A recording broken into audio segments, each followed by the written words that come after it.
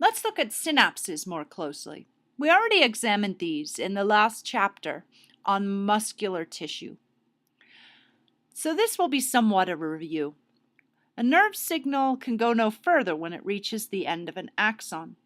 Thus, often it triggers the release of a neurotransmitter, and that neurotransmitter will stimulate a new wave of electrical activity in the next cell across that synapse. A synapse between two neurons involves a presynaptic neuron and a postsynaptic neuron. The presynaptic neuron will release the neurotransmitter, and the postsynaptic neuron is the one that responds to the neurotransmitter. The presynaptic neuron may synapse with the dendrite, soma, or axon of the postsynaptic neuron. This figure illustrates that. When we see an axon synapsing with a dendrite, it's called an axodendritic synapse.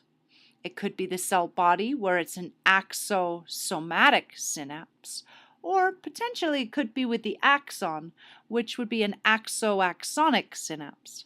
Neurons can have an enormous number of synapses. For example, a spinal motor neuron is covered by about 10,000 synaptic knobs from other neurons, 8,000 ending on its dendrites, and about 2,000 on the soma. It's the summation and integration of all of these different signals that will determine whether that single neuron fires or not. In the cerebellum, one neuron can have as many as 100,000 synapses on it. Let's look in more detail at the structure of the chemical synapse. We have a synaptic knob on the presynaptic neuron, and it contains vesicles. These vesicles contain a neurotransmitter, often acetylcholine. Many of these vesicles are docked actually on the release sites in the plasma membrane. They're ready to release their neurotransmitter as soon as the demand arrives. There's a reserve pool of synaptic vesicles that are located further away from the membrane that will fuse with it on signal. The membrane of the postsynaptic neuron contains proteins that function as receptors and ligand-gated ion gates. When the neurotransmitter is released in from the presynaptic neuron, it can travel across the synaptic cleft and activate the sodium channels, perhaps, on the other side of the synaptic cleft, on the postsynaptic neuron. Now, there are lots of different neurotransmitters. More than 100 have been identified. They fall into 4 major categories according to their chemical composition. Acetylcholine is one we'll deal with mostly this semester, and it's in a class all by itself. It's formed by acetic acid and choline. There are also amino acid neurotransmitters. They include glycine, glutamate, aspartate, aminobutyric acid, or GABA. You can see many of these different neurotransmitters here. Acetylcholine, here are the amino acid ones. There's also a load of monoamines. The monoamines are synthesized from amino acids. They've had their carboxyl group removed and retained the amino group. The major monoamines are epinephrine, norepinephrine, and dopamine. They're considered to be catecholamines. We'll also see histamine and serotonin acting as monoamines. Finally, there's a very large class of neuropeptides. To give it some scale, these are about the size of amino acids. And each one of these is an amino acid. So our neuropeptides are huge. They consist of chains of either 2 to 40 amino acids. Some examples are beta-endorphin and substance P. These neuropeptides act at lower concentrations than other neurotransmitters, and they have much longer lasting effects. They're stored in the axon terminal in larger secretory granules called dense core vesicles. Some of these neuropeptides will function as hormones or neuromodulators, and some can be released from the digestive tract. These are called gut-brain peptides. Examples are peptides that cause food cravings. We'll look at them in the digestive chapter. So when we look at neurotransmitters, we'll notice that they are synthesized by the presynaptic neuron, and they're released in response to stimulation. They bind to specific receptors on the postsynaptic cell, and they alter the physiology of that cell. Perhaps they open sodium channels in which we'll see positive charge flow into the cell. Or maybe they open chloride channels, which would let negative charges in, and thus take the cell further away from threshold. Any given neurotransmitter does not have the same effect everywhere in the body. It really depends on the receptor type that exists on that cell. And there are multiple receptor types. 14 of them, for example, for serotonin alone. That's why serotonin has such a broad range of effects. The receptor is the one that governs the effect of the neurotransmitter. Of all these neurotransmitters, some of them are excitatory, some of them are inhibitory. In some, the effect depends, again, on the receptor that the postsynaptic cell has. Some of them open ligand-regulated ion channels, and others act through second messenger systems. We'll look at some second messenger systems shortly. There are 3 kinds of synapses that have different modes of action. We'll see excitatory cholinergic synapses, inhibitory GABAergic synapses, and then excitatory adrenergic synapses. The delay between the arrival of the signal at the axon terminal of the presynaptic cell and the beginning of an action potential in the postsynaptic cell is called the synaptic delay. This is about half a millisecond for all the complex sequences of events to occur. That's still pretty fast. Let's review synaptic transmission with this animation. Action potentials arriving at the presynaptic terminal cause voltage-gated calcium ion channels to open.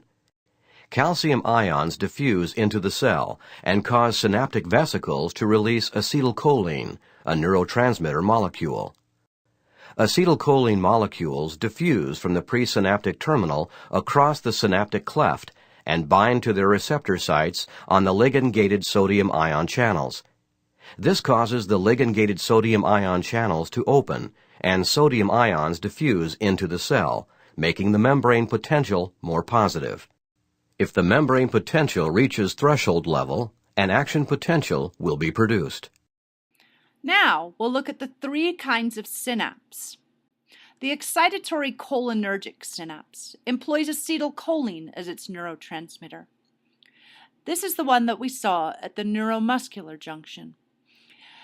Acetylcholine is going to excite some postsynaptic cells, yet inhibit others. It really depends on what the receptor does on the other side of the synapse. The nerve signal approaching the synapse opens these voltage-regulated calcium gates. This is what we just saw in the animation. The calcium enters the knob, triggers excitosis of acetylcholine vesicles, releasing acetylcholine into the synapse, and then that will activate receptors on the other side. Once the vesicles are empty, they drop back into the cytoplasm to be refilled with acetylcholine. The reserve pool of synaptic vesicles moves to the active sites, and they release their acetylcholine. The acetylcholine diffuses across the synaptic cleft and binds to these ligand-gated channels on the postsynaptic neuron. The gates open and will allow sodium to enter the cell and potassium to leave. Sodium's the important one. The sodium enters the cell, it spreads out along the inside of a plasma membrane and depolarizing it, causing a local potential. This is called a postsynaptic potential. If it's strong enough and persistent enough, it'll open the voltage-regulated ion gates in the trigger zone at the axon hillock and cause the postsynaptic neuron to fire. There's also inhibitory GABAergic synapses. They employ GABA-aminobutyric acid as the neurotransmitter. The nerve signal triggers the release of GABA into the synaptic cleft instead of acetylcholine, and then it activates chloride channels. Chloride enters the cell and makes the inside more negative and the resting potential, and the postsynaptic neuron is inhibited and thus less likely to fire. Now, excitatoryadrenergic synapses work in a little bit different way. They employ the neurotransmitter norepinephrine, which is also known as noradrenaline. Norepinephrine and other monoamines and neuropeptides act through second messenger systems, such as cyclic AMP messenger system. The receptor in this situation is not an ion gate, but more a transmembrane protein. This transmembrane protein is associated with another protein on the inside of the membrane that actually elicits the action for the signal.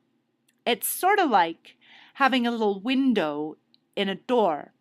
The neurotransmitter comes up and knocks on the window and says, "Hey, all you guys inside, wake up. This is time to have a response." And on the inside, then everybody gets busy. Unstimulated, this neurotransmitter receptor is bound to the G protein. As soon as the neurotransmitter binds, the G protein moves over and activates another enzyme called adenylate cyclase. Adenylate cyclase then activates cyclic AMP. The cyclic AMP will then have a number of different effects on the cell. This can cause the production of an internal chemical that binds to a ligand-related ion channel gate from inside the membrane and thus cause it to open and allow sodium in and depolarize the cell. It could activate a pre-existing cytoplasmic enzyme to lead to a diverse array of metabolic changes. In addition, it could induce genetic transcription so that the cell produces new cytoplasmic enzymes that could lead to these diverse metabolic effects. The point is, using a second messenger system like this cyclic AMP, G protein coupled receptor version, allows a number of different effects and possibilities. They're slower to respond, obviously, than the cholinergic and GABAergic synapses because they have an indirect effect on the postsynaptic cell. However, the advantage is that we see enzyme amplification. That means a single molecule of norepinephrine binding to its receptor can produce a vast number of product molecules in the cell. We get one G protein activating several adenylate cyclases converting several cyclic AMPs. So on and so forth is amplified as we go through the various steps. Now, when it's time to turn the signal off, we need to keep the postsynaptic neuron from firing somehow.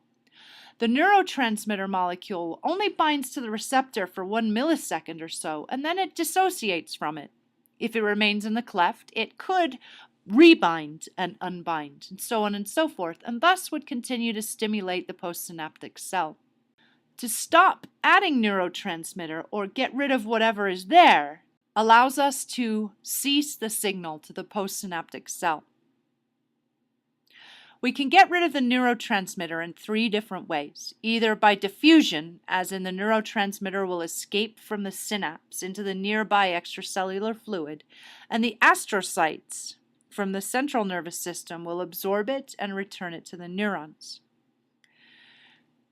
We may also see reuptake, where the synaptic knob reabsorbs the amino acids and the monoamines by endocytosis. It breaks down the neurotransmitters with monoamine oxidase. Some antidepressants work by inhibiting monoamine oxidase. So serotonin, for example, might stay in the synaptic cleft for longer and thus have longer lasting effects. That would be another great topic for a presentation. The third means is the enzymes could be degraded in the synaptic cleft. This is what we've seen with acetylcholine and the enzyme acetylcholine esterase. The acetylcholine esterase degrades acetylcholine into acetate and choline. Of course, then they're reuptaken and resynthesized inside the synaptic bouton into acetylcholine that will be packaged again into vesicles. Neuromodulators are hormones, neuropeptides, and other messengers that modify the synaptic transmission of neurons. They may stimulate a neuron to install more receptors in the postsynaptic membrane, thus adjusting its sensitivity to the neurotransmitter, or they may alter the rate of neurotransmitter synthesis, release, uptake, or breakdown. Enkephalins are a neuromodulator family. They're small peptides that inhibit the spinal neurons from transmitting pain signals to the brain. We'll describe their role further as we move through the rest of the nervous system. Another much simpler neuromodulator is nitric oxide. Nitric oxide is a lightweight gas that's released by the postsynaptic neurons in some areas of the brain, mostly the areas that are concerned with learning and memory. Nitric oxide diffuses into the presynaptic neuron and stimulates it to release more neurotransmitter. It's sort of like the postsynaptic neuron is telling the presynaptic neuron that I need some more neurotransmitter. Thus, there's at least some chemical communication that goes backwards across the synapse. Okay, so we've looked at some complicated transmission mechanisms here. It's time to diagram. Another portion of your assignment this week will be to diagram the excitatory-cholinergic synapse, the inhibitory GABAergic synapse, as well as the adrenergic excitatory synapse. So try putting that together now. Review your notes, extract all the information you need. And next, we'll move on to the final section where we consider how all of these signals are integrated into actual behaviors.